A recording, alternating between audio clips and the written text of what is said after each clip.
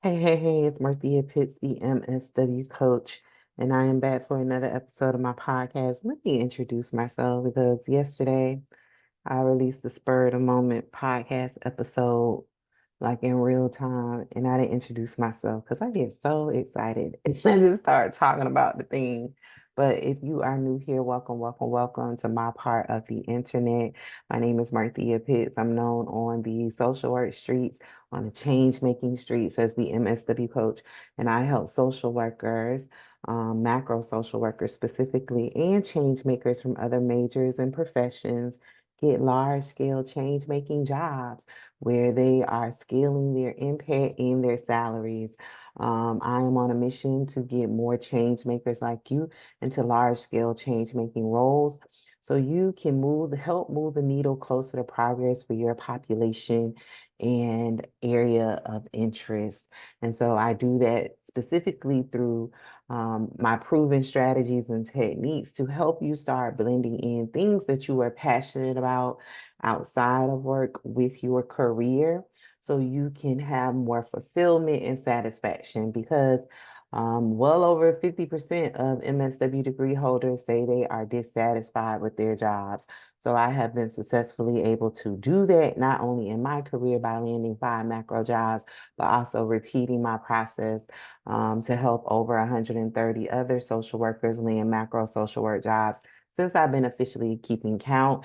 And that doesn't include all of the people who don't necessarily circle back around to say they've gotten a job. But so yeah, 130 give or take, not take, add more to that. And if you are interested in learning more about what macro social work is, what do large change making roles, jobs look like out in the workforce, I encourage you to click the link down in the episode show notes or click down in the description box and visit macro and AND as in David paid, macro and paid, like dollars, like you get paid for your work, right? Macroandpaid.com. I have a free e-course where I break down everything there is to know about macro social work jobs, what it entails. I give you examples of scopes of work, salary earning potential, types of organizations and job and industries where macro work occurs, and even more. So click that link, grab the free e-course. It's a great place to start. Start there. All right. So let's get into it. I didn't tell y'all yesterday when I recorded that it may sound at times like I'm whispering because when I listened to the podcast episode, I was like, it sounded like you whispering, Marthea. And that was because I am sitting in a different part of my house. Plus, I have my earbuds in and I don't want to disturb others, right? So I was intentionally talking low the other day. And so it may sound like that again today, but let's get into it. I wanted to just give you all a glimpse into like how my mind works and how when you are truly tapped into the thing you're supposed to be doing in the world, right? And this is only for mission-driven people. When you are truly tapped into your purpose, which I don't talk about like life purpose with people, I only talk about like as far as your career. So this conversation will be a little bit different than what I work with my career coaching clients on. But for me, I know that I have tapped into my life's purpose, like my life's purpose as far as what I'm supposed to do here on this earth to make it a little bit better for everyone else because your life becomes better by helping others, right? So, and what I always tell you all, help does not have to look like you out there physically giving out the clothes, baking the turkeys, moving the sofa, driving the kids. And I always give that extreme example because those were the things that I had to do as a part of my second case management job working in a nonprofit. I had to clean the restrooms. I had to go to the other property and help the participants clean their homes. Like there are other ways to serve other than doing back-breaking, labor-intensive work, right? Which will be a part of a much larger conversation around some other things that I'm working on, but we're just going to leave it there. You can serve others, and you need to be serving others in a much larger capacity, because as we know, when you are serving people one-on-one, that's just one person. But could you imagine if you're saying, if you took 50% of that energy level that you have to use up to serve that one person in such an intensive way, if you only use 50% of that to serve the masses, right? But also with that serving, you are doing impactful work. You are going much deeper than here is a turkey. You have created job opportunities for people, right? Or worked on creating access to health insurance where people can have that. I'm just making up some examples, right? So go deeper than, let me give a better analogy. Go deeper than I just need to serve one person at a time, give them one food bag at a time, and think about how much deeper and impactful your work is if you could be a part of an effort where people won't even have to come for the food bag because they're making enough money to buy their own food, or you're working on an initiative where you all are getting more healthy food vendors and stores and food desert communities, and then I'm doing my work on my side of workforce development thing where people have jobs and thriving businesses where they can then afford to go to those stores that your work has created an opportunity for, and spend their money to buy the food that they need. See, we have moved, so just in that example alone, we have moved beyond just one food basket that will get them through just the next 3 days. What is the saying? Teach a man how to fish and he will eat forever, right? Think about that when it comes to your work. That's what I help change makers do. Move beyond just the frontline service work that puts a wear and tear on your physical body, your mind, your emotions, your pockets, because frontline service work, you are severely underpaid in those positions, right? What if you took your skills, education, that expensive degree, multiple degrees that you have, and scaled your impact to a role where you only have to expend 50% of your energy, but at the same time, you are creating a bigger opportunity for the people. Okay. So I know that was a lot. I try not to like give y'all all of what I'm thinking about at one time, because I know that my vision is big and it scares people. I know that about me. One of my business coaches last year, after I went live on my Instagram page, and did some hot seat coaching. I think I career coached like 10 social workers at night. It was like a marathon. And at the end of it, the next day, we were evaluating how it went, talking about what worked, what didn't work in that process.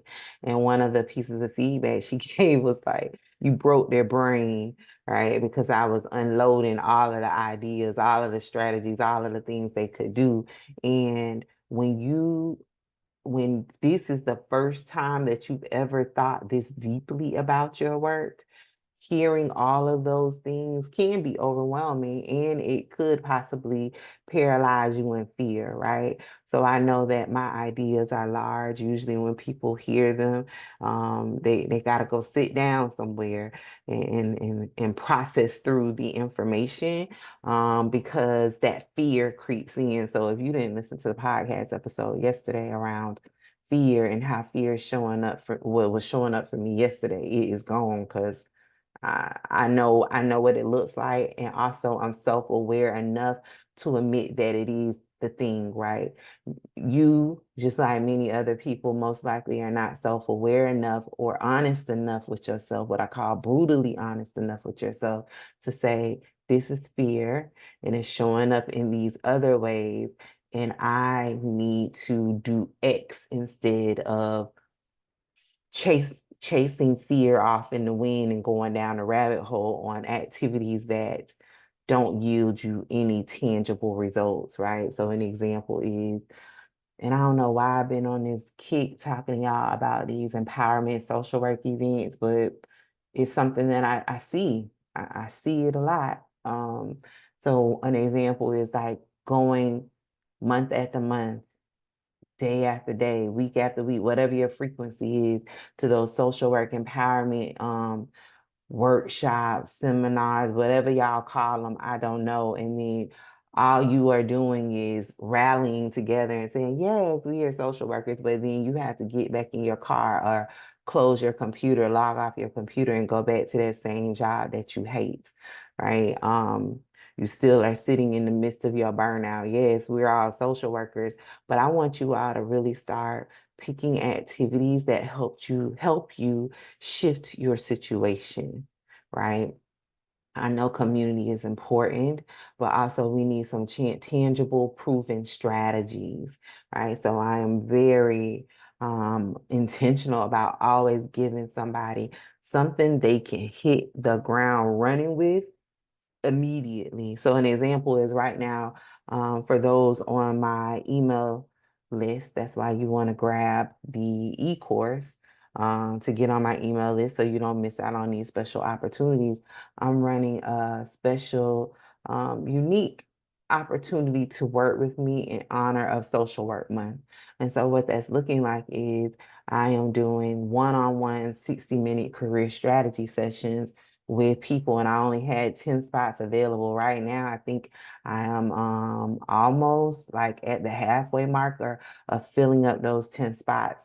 And I did a strategy session yesterday with a wonderful social worker. And in that session, she came in super unclear about what she wanted to do on the macro level. But also, in addition to that, she was under the impression that macro work had to be similar to what she did in the past. So, just as a generic example, she felt like because she had worked with a certain population around a certain issue, that her macro job had to be something regarding that population and issue. And so one of the questions that I always ask my career coaching clients and customers is, um, is this something that you really, are you married to the thing, right? Because I always say that you don't have to be married to the population and issue because you did it on a micro level. And so after a lot of conversation, she admittedly was like, no, I'm not super passionate about the thing. So I took her through my 3 Ps framework. It's a framework that I designed in my cubicle with my 120 plus caseload to get clarity in my own career about what I wanted my career to look like, the organizations that I wanted to align myself with. And so since then, I used that to get my 5 macro jobs. I also use that same framework to help the 130 plus social workers get their macro jobs. So I took her through that process of really identifying the answers to each P based on the questions that I have for them. And so at the end of the 3 Ps like session, she was super clear about what she wanted to do, and it looked nothing like what she originally said she wanted to do. And this is also based on her personal interests, right? And what she enjoys doing in work. And then from there, I took what we discovered and showed her in tangible ways through actual like descriptors of what she was doing, what she wants to do, what that looks like in the job market, and then how to find those jobs. And then using what we came up with, using the framework that I designed, within 2 minutes, I found 2 job openings with a macro organization that aligned with what she wanted to do. And before that, she thought it wasn't possible. She didn't even think of it as an option. One, those were her words. She didn't even know that was possible. And then 2, she didn't even think that such things existed out in the world. And so that is the benefit of working with me as a career coach. I am not like the standard other people out there where you tell them what you want to do, because you don't know what you want to do. So when you don't know what you want to do, you're going to say stuff that is birthed out of a place of settling, right? So I help you really uncover what it is that you want to do. And I'm going to celebrate myself because in my in my personal development hour this morning, I just finished reading about the importance of celebrating yourself, which I am a big advocate for. We do that inside of the community, the micro and macro accelerator, but I'm going to celebrate myself. I am really good at helping people get clarity around what it is they want to do. I am really good at it. I am really good at it. And I know no one else that is able to do that. I am really good at it. And it comes so easy to me. It comes so easy to me. And I don't take that skill set that was not birthed out of me taking a class. That comes from my 20 years of studying the thing. It also comes from me to being using my natural gifts and abilities and me being in tune with what I am supposed to be doing here on this earth. And so I left that strategy session yesterday and really was really was amazed with my dang self, if I must admit, because it wasn't even a dream for her. And within 60 minutes, I had made it reality. I had made it reality so much so I gave her a actual job to show her that everything that you just said in your dream makeup, right? What people will think is just a dream, it's a fantasy, it ain't possible. I showed her an tangible job opportunity, opening, excuse me, two of them that is possible. So I know you're probably listening because you told me you listened to the podcast episode. I am hopeful that you um, read my follow-up emails and are tackling the thing. If you are in a place where you just need to like process the information, because again, the work that I did with her is a process that takes people 20, 30 years to figure out. It takes people 20, 30 years to figure out what it is they really want to do in their career and how to make it happen. And a lot of people don't even ever figure out how to make it happen. They just eventually fall into the thing. But after 20, 30 years of just bumping up against walls, I did all of that in 60 minutes. So I say that to say, like, if you're on my email list, check your email. I only have a few more slots available for strategy sessions. If you want to secure one, do that. I don't do strategy sessions, just so you know. I don't do them. I don't do them. So this is truly is a unique opportunity to work one-on-one with me. And the last time I offered something like this was last year. So if you miss it this year, I can't tell. If you miss it right now, I can't tell you when the next time will be. It may be a year or two because it doesn't come a lot. So I would encourage you to jump on that opportunity before it ends. It is only available for a limited time. And so anybody can utilize the strategy session. So let's get into these. I just had to share that because I'm celebrating myself, right? I don't have a problem celebrating myself and telling people, but I needed to acknowledge that moment yesterday because I don't take lightly what I do. And it even dawned on me when I hung up the call and like the person was sharing with me uh the process they went through before purchasing the session. It's just like I don't take lightly. Like I know you all are um embarking on a whole new thing, talking about hiring a career coach, right? And for many of you, you may have to move your money around. It may require a conversation with a partner. I don't take lightly the thing, right? So that's why when I come to career coaching, be it a workshop, a webinar, I'm gonna always come from a full place of this is my purpose and I'm here to do it. Um, yeah. So I wanted to come in to talk about how my mind works and how again, I know that I am in alignment with what I'm supposed to be doing in the world. So this morning, I don't know the realms of sleep. I'm sure it's a sleep expert listening to this podcast. It's like, Marthea, it's called realm. I don't, whatever the realm of sleep is. But whatever that level of sleep is, like right before you wake up in the morning, before God wakes me up, I always have the most like amazing ideas, right, that are planted into me. And so this morning, and I keep a notepad, well, it's actually a journal. Where did I buy this from? Look, I love details, so I always have to tell y'all the details. I think I bought this from Home Goods or something like that. I keep a notebook next to my bed with a pen because one of the practices that I started last year sometime, um, as a part of like personal development is not grabbing for my cell phone first thing in the morning, right? And so I have like a whole morning routine that I do. So I also keep this journal next to my bed with a pen. And this morning my pen was out of ink. So, but I was trying to hold it in my brain. I was like, Marthea, get up and get another pen. So what I do is I grab my notebook and I write down any ideas that have been planted in me, so I don't forget them.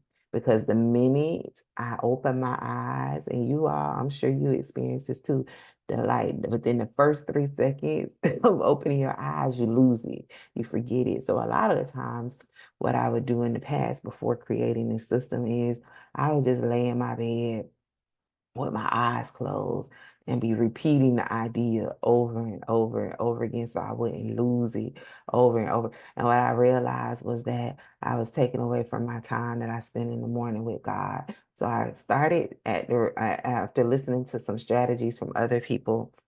um, I started keeping this notebook by my bed and pen. So this morning, the thing that was planted in me was a whole scenario around how to create your own job opportunities, right? And so um, I wrote down two titles. The first one is how to create your own job opportunities and how to tap into hidden job opportunities.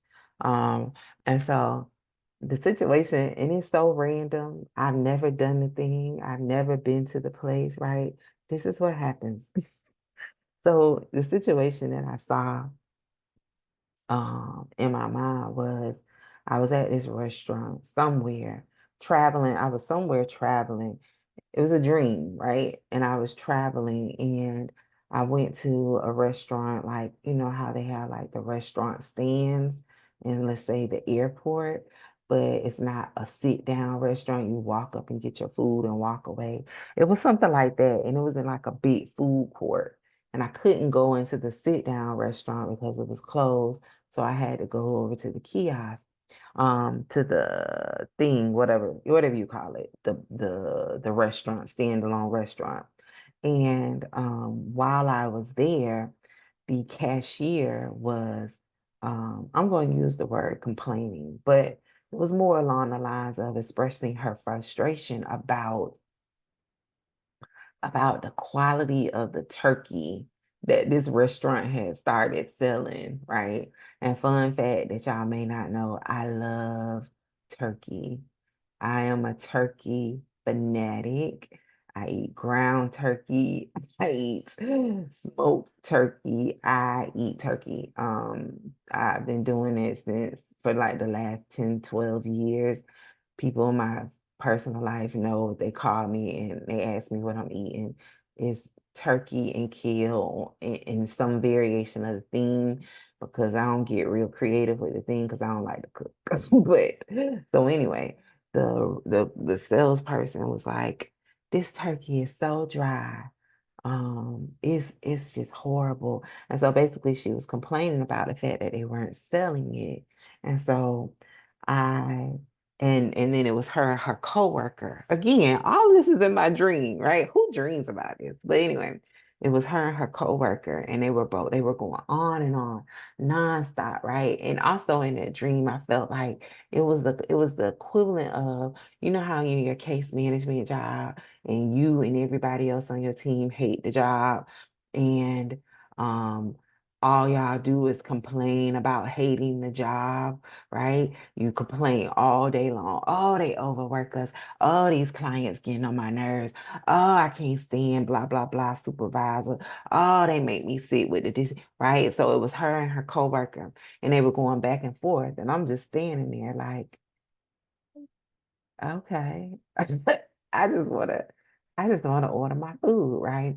So Marthea being Marthea, when it comes to careers and jobs, I'm always going to jump in, right? Even when you don't invite me, I'm going to jump in to the conversation, especially if I see that you are limiting your opportunities to make more money, make your situation better, all of the things, right? Because a lot of people, just like you, wait for opportunities to present themselves. I come from a different approach where you need to create opportunity for yourself, right? Ain't nobody thinking about you.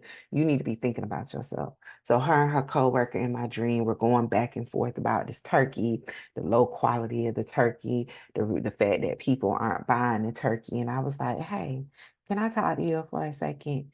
Like, and I asked her to come to the side. And because what I saw there was an opportunity for more, because just based off the fact that she was thinking deeper about this turkey. And more than that, it was coming from a place of she didn't even want to serve it to the people because she was just that committed to doing her work at such a high level of excellence, right? The other lady, she was just complaining because she hated leadership. But this one person, she was saying it because she was like, I want to feed people good food. I don't want to give them low quality stuff, right? So how many of us have, and I'm going to be giving parallels between case management. So how many times have you been in your case management job where you are given subpar tools and resources to serve your people, to assist them with what they need? And you're like, I can't even give you that. Like, I wouldn't even want you to have that. You deserve better quality than that, right? So I say all that to say that because also in the midst of that whole back and forth conversation with the person, between the two coworkers, the one lady that I pulled aside in the dream was like, if they just cut it differently, she was like, if they did just sliced it differently, and she was like, if they served it a little differently, it will be more appealing to the people. She was like, it's not that it's low quality. She was saying that it's just sliced wrong. It's not appetizing because it was like in chunks. And she was like, if they sliced it a little different. So that was what I heard in that, right? That she had ideas about how to make it better and how to give people a more quality product. So in the dream, I pulled her to the side and was like, hey, um, what you should do in this opportunity, in this moment, instead of like complaining about the thing is, and I wrote it down, my words, is innovate, right? And so I wrote down on my journal, while everyone else is complaining about a thing, innovate, right? So I told her, pull out your cell phone, record yourself doing a little demo of how the turkey should be cut, how it should be cut on a bias. Does that apply to food or is that just sewing? Wait, y'all know I don't cook. At one time I wanted to start sewing, but anyway, on a bias, right? My daughter is not here. I can't ask her; she the chef. But like, how to cut it on the angle, and all of the things to make it more appealing. And so I was like, pull out your camera and record a demonstration of that, and then what you can do is start collecting data, because I'm all about data, right? We have to, you can't just come up with idea. You have to test it to see if your idea works. Does it yield better results? So I said, start testing your data and keeping like a little informal tracking system in your notes app on your phone or on a sheet of paper of how many turkey dinners are you selling now at when selling it in slices rather than in chunks, right? And so I told her, I was like, you then take all of that information, you take the demonstration of you cutting it in a different way, you take the data around the number of turkey dinners you sold when it was in slices rather than in chunks. You even take some of the reviews or comments, not reviews, because the people ain't gonna write a review, but you take away some of the comments people share about their turkey.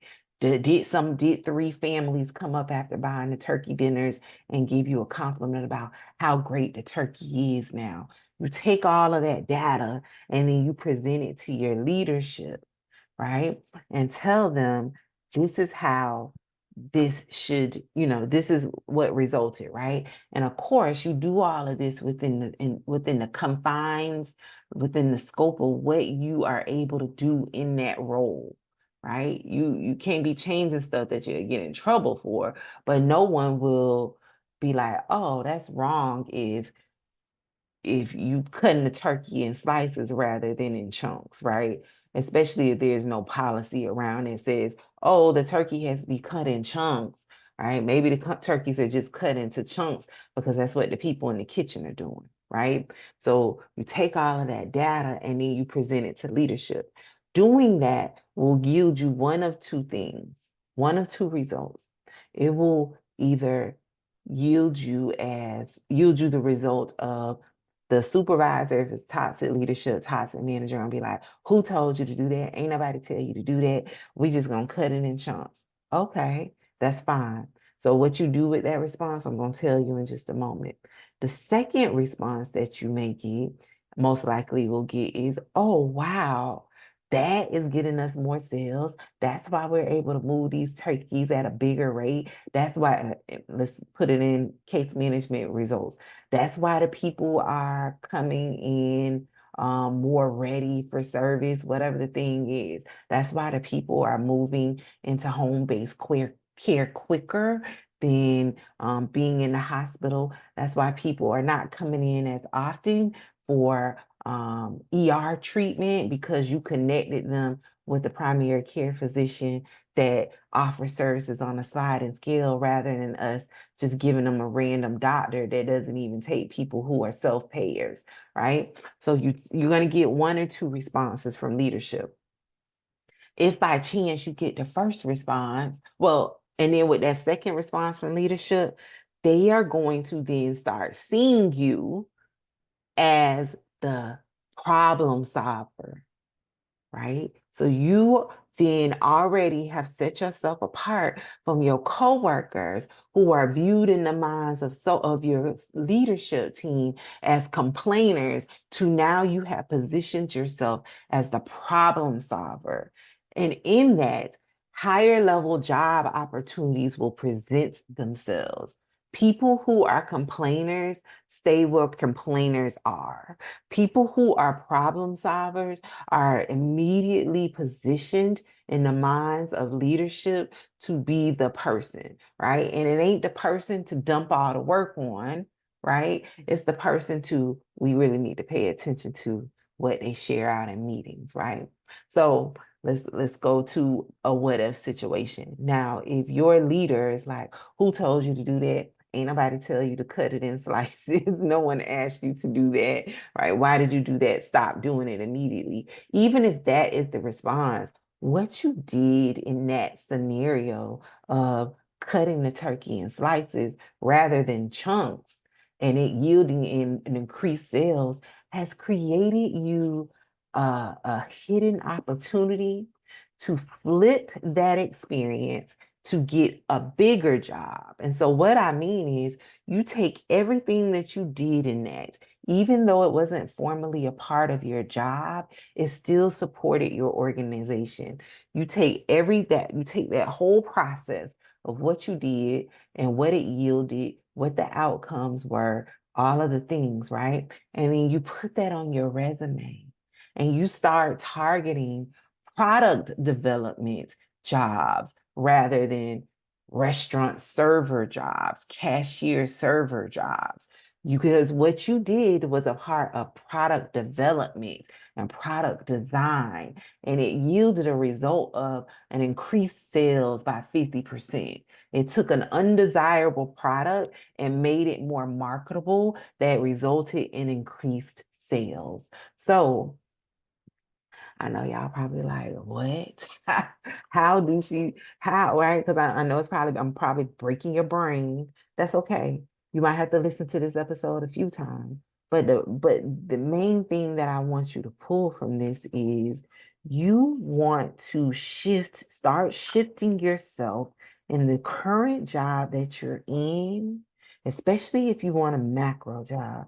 You want to start shifting from being the complainer to the innovator, right? And when you innovate, when you create, it doesn't have to be something that is huge. It doesn't have to be something that is widely accepted by everyone within your current organization, because sometimes the innovation that you create is not for your current employer. Sometimes the innovation that you create is for you to put on your resume to get a job, to align yourself with an employer who will see the value in it and use it to duplicate it out in the world to create better opportunities for people. So my word for you today, the thing I want you to carry with you today is, while everyone else is complaining about a thing, innovate, innovate, innovate, test, document your results, and use it to position yourself as a problem solver, be it within your current organization or outside of your organization. And I didn't start the whole conversation to tell you that what I just described is, but everything that I just described, because I didn't want to confuse you, is what I call professional branding. How your professional brand that you create, that you establish as the problem solver, the innovator, can create opportunities for you. Because if you started targeting product development roles, that's a whole other career field that you didn't even think was possible as a restaurant worker, right? So I know this is helpful. If you want to find me on the internet, somewhere, social media, I'm on there, _MSW coach. Jump in my inbox. Tell me your one aha moment or takeaway from this. So then I know if this is helpful. Because if not, I ain't got to jump on Beyonce's internet sharing these things. I could keep them to myself like I've been doing. But I want to start bringing you all in a little bit more around how my mind works and the ideas that I have, so you can glean from it what you need to better position yourself in your career to get where you want to be. Notice never once in there did I say only target certain job titles. Never once did I leave the question of what can I do with your degree, right? I just showed you from a very basic example of how someone without a degree, someone without experience could create opportunities for yourself, right? Because employers want experience. Employers want knowledge, knowledgeable people that can help them problem solve to increase their bottom line, be it their bottom line is serving more people, creating lasting change, or be it their bottom line is to bring in more revenue. Degrees don't do that. Experience does. So I just told you how to take a situation that's very common in case management and flip it to be a benefit to you. Instead of you sitting in your cubicle in your office for all those hours every day and just complaining and complaining and complaining. How can you create opportunities with where you are currently to get to where you want to be, or even to just get to a better situation outside of social service, nonprofit land? This is the part of a much larger thing that I'm working on around professional branding. I'm going to be rolling it out soon, but you got to start thinking deeper. It's more than job titles, it's more than a resume, it's more than a network. It's more that is needed to be done. So find me on the internet somewhere to give me one aha moment or takeaway, and I'll talk to you later. Happy macro career planning. Bye.